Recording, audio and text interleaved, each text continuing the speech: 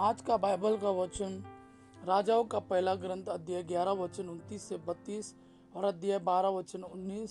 सन मरकुस के अनुसार सुसमाचार अध्याय 7 वचन 31 से 37। राजाओं का पहला ग्रंथ अध्याय 11 वचन 29 से 32 और अध्याय 12 वचन 19।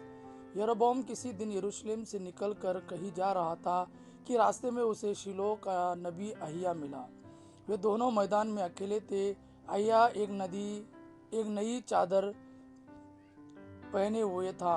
अहिय्याह एक नई चादर पहने हुआ था।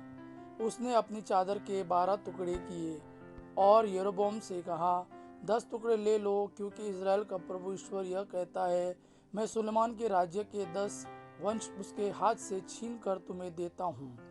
मेरे सेवक दाऊद और उस यरूशलेम के कारण जिसे मैंने इज़राइल के सब वंशों में से चुना था, वह एक ही वंश रख सकता है।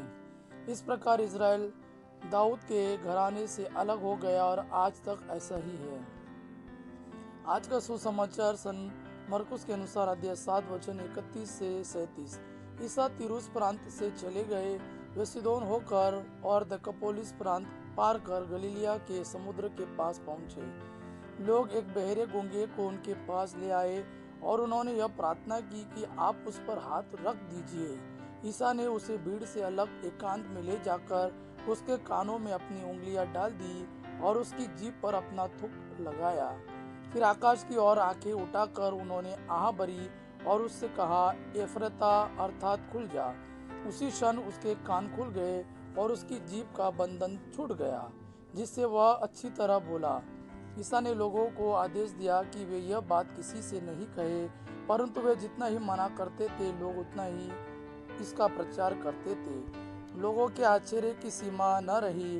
वे कहते थे, वे जो कुछ करते हैं अच्छा ही करते हैं। वे बहरों को कान और गूंगों को वाणी देते हैं। प्रभु का वाणी है। प्रभु को धन्यवाद।